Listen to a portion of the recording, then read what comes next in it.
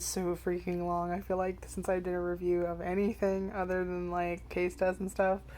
Anyways, I literally just finished Banished from the Hero's Party. I decided to live a quiet life in the countryside, which by the way you can find on Crunchyroll now.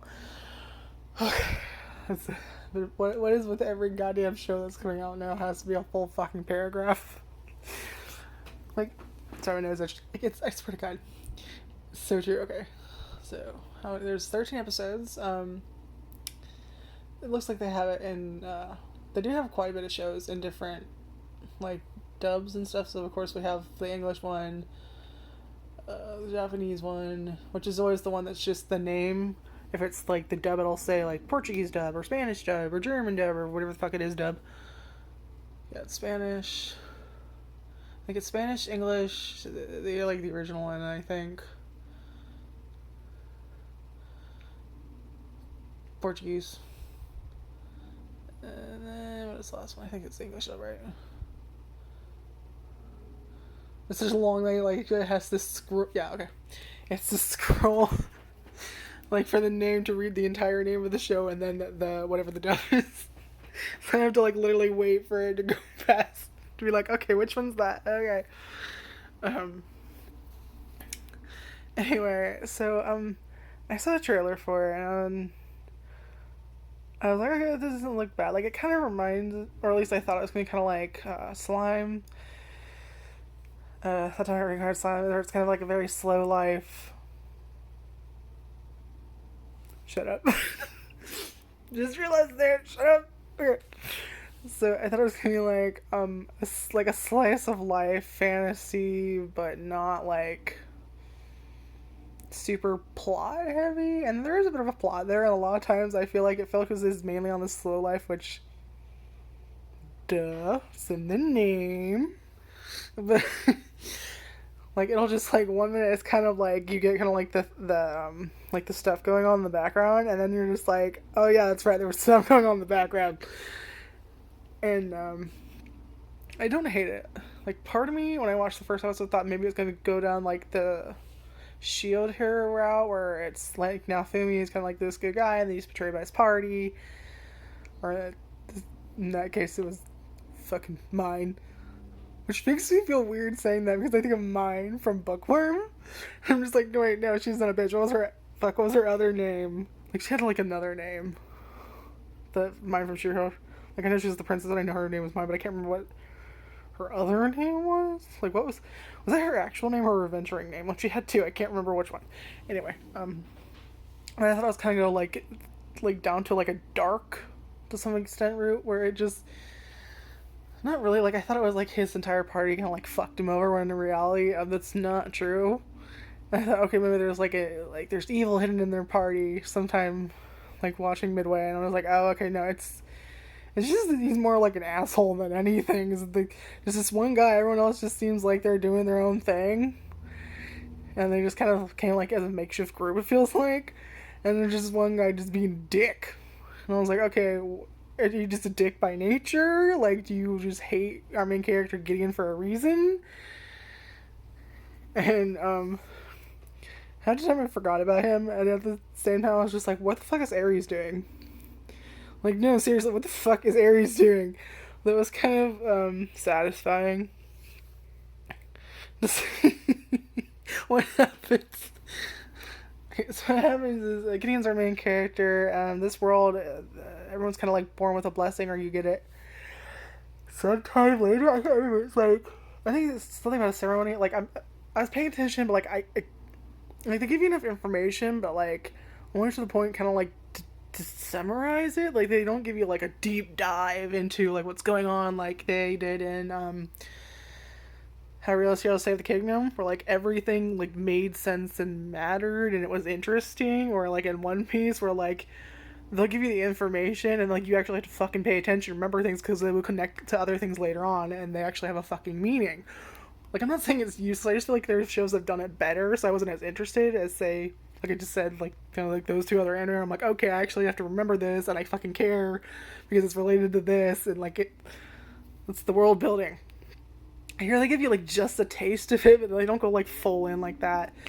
And anyways, yeah, they have like these divine blessings, and it's kind of like it feels almost like a job class more than anything. Like how you have like we have our main characters. His is the guide, which is never fully explained.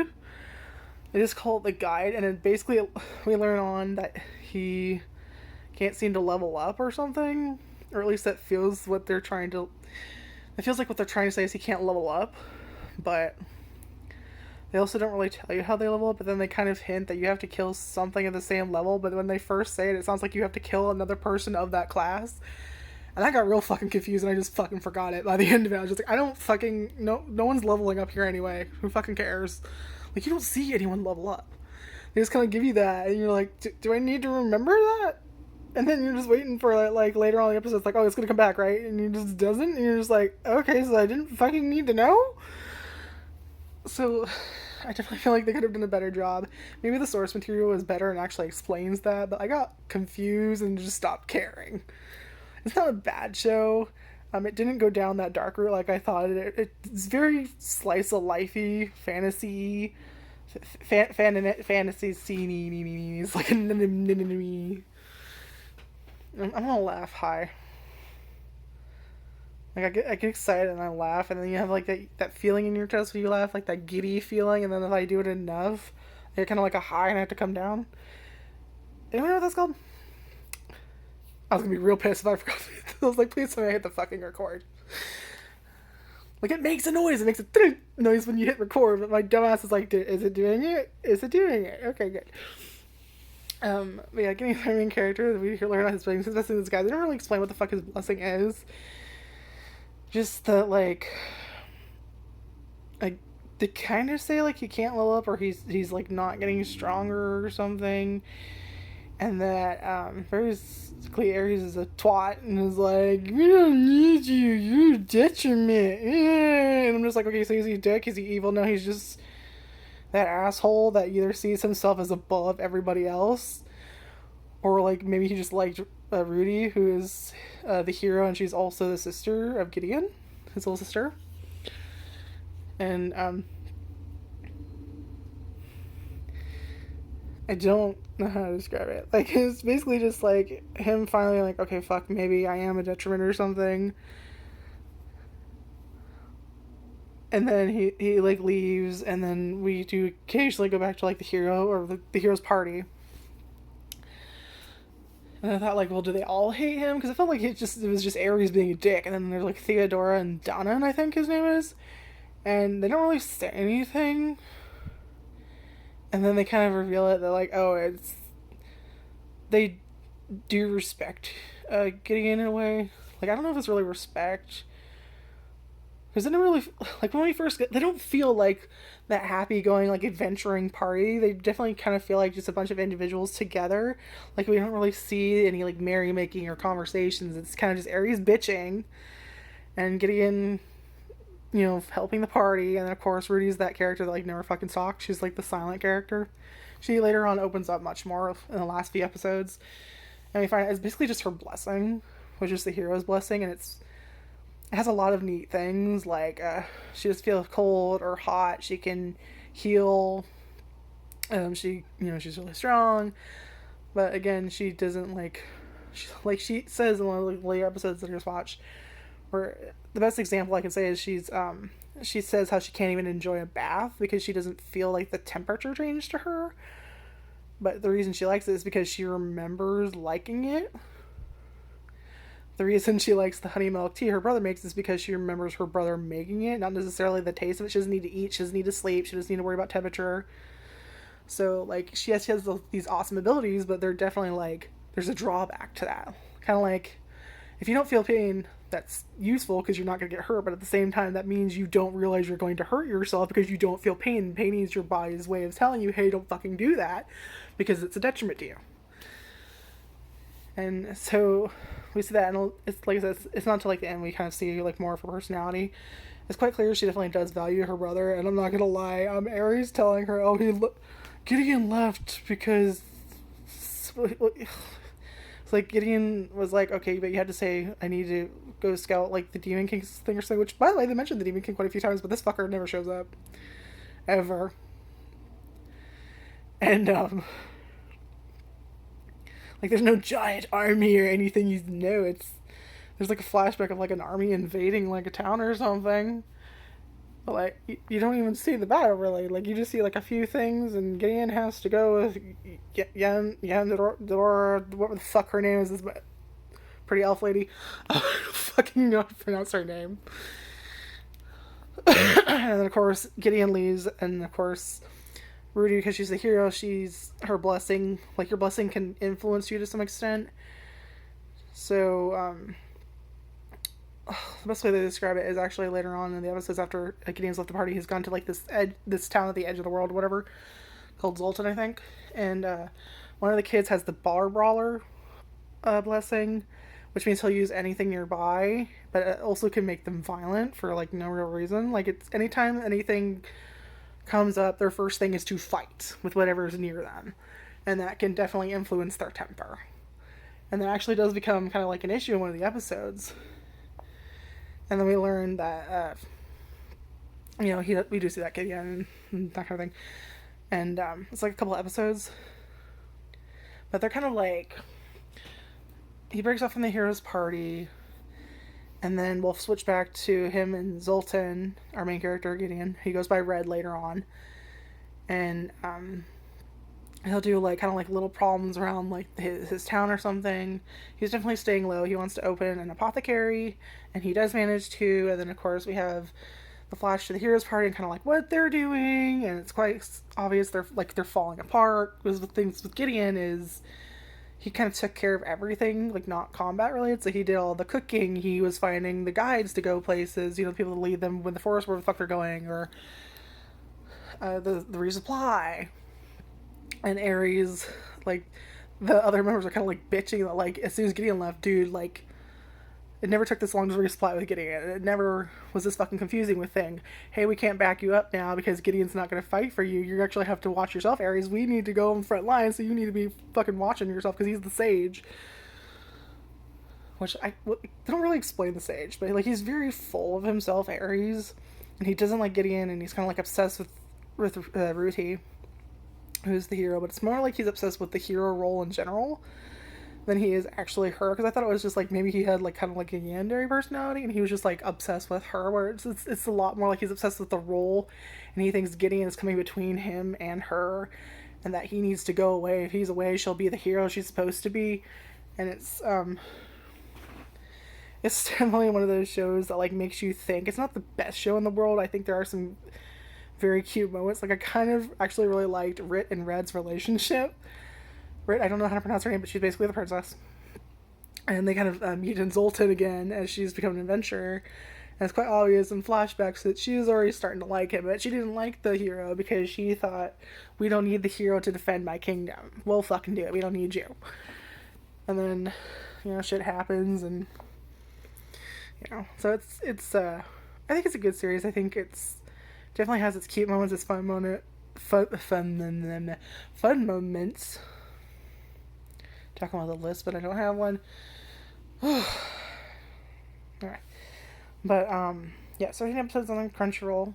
I don't know if I'd ever watch it again. I don't think I'd ever recommend it to anyone. It's definitely like, I've been more engaged in other shows. I've been more entertained and like, this is fucking stupid in other shows. Where like, I didn't feel like there was a lot of stupid there to like laugh at, like the fun ridiculousness. We're like, this is stupid, but it's entertaining.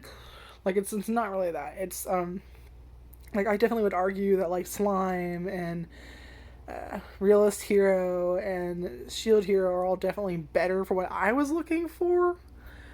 But I don't think you should just judge as if this is like a shit show or it's not worth it or it's mundane or anything. It definitely has its cute moments, and I think it can be someone's piece of cake. If they're, what is the phrase? A cup of tea. Why did I go for piece of cake? I said that, I was thinking piece of pie. I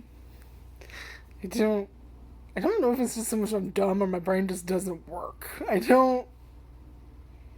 What is that phrase? The wheel is going but the hamster is dead. Like, it feels like that. Okay. There's my laugh. I need to calm down. Definitely check it out. what did you think of the show? If you watched it, are you going to watch it? Do you think there's going to be a season 2? Would you watch it if there's a season 2? I honestly don't know, because it doesn't feel like, it feels like there's definitely things they need to talk about, but like I'm not so engaged. I'm like, I need to see what happens in the next season. Like, I'm kind of like, okay, this could be done now. I wouldn't miss it if it came back. I'm not saying I'd be against watching it. I'm like, oh, this is horrible, but I would like, this isn't the show that would be like, I'm gonna watch this over again. This is one of the shows where like, I watched it, I liked it, I talk about it, I think I'm done with it now. Maybe I'll see the trailer if it comes out with a second season, but I don't know if I'm gonna commit to watching that season. It is definitely don't know why I repeated that word twice. Like, I don't feel any like, oh my god, this is amazing, and all this thing happened, and this thing happened, and I love this person, and this person's awesome, that person, fuck that person. Like, there's never, I don't feel super energized about it. Like, it didn't really tickle an itch of like what I really wanted to watch it. Like, you know how you just watch a show like, oh my fucking god, that was amazing, and I need to talk about everything about it, and I need to think of every little plot and thing they said, and all the cool action scenes. Like, there was nothing in this thing I was just like, I would watch the clip of that again on YouTube, where I do like a bunch of that for like One Piece, where I'm like, oh, I love that fight, I want to see if it's on YouTube, even if it's just like a little clip of that, oh, it's on that, well, you know, that thing. Like, there's nothing that I'm just like, I want to go back and watch that. Oh, that was really amazing, that speech they did that gave me goosebumps. Like, it was none of that. Which makes me a little bit sad, because I love shows like that where I'm just like, I love everything, I want to pick apart everything, I want to rewatch it a million fucking times. But just, I don't feel that with this, and it kind of just, it makes me sad, because I want more shows like that, because I've gotten to the point that I've rewatched so many fucking shows over and over again, like Overlord, or Wise Man's Grandchild, or Arifureta, or Slime, where I just watch it a fuck ton. I'm like, I need something else to watch a fuck ton right now. I've marathoned this, and I love it, and I would love to watch Overlord again, but at the same time, Overlord's going out with a new season in July, and I'm going to be marathoning that fucker again to get from the start to the current episodes that will be coming out, so I don't want to marathon that yet. I want to give myself some breathing room to remember all the things that, like, kind of forget all the things that happen, so you can, like, re-enjoy it to some extent, because you can't really watch anything for the first time again. So I'm kind of like, I've seen so many things, I'm just like, okay, I love that show, and I would want to rewatch it, but like, I need a break, because I've been rewatching it, and I need something else to like rewatch, but I can't think of anything I want to rewatch, so I want more things to rewatch. Does that make any sense to anybody? Okay. Like, comment, subscribe, check out my other videos. I hope you enjoyed this chaos and my ranting. I don't know how well I did describing this show, and definitely give me your thoughts in the comments. Okay, bye.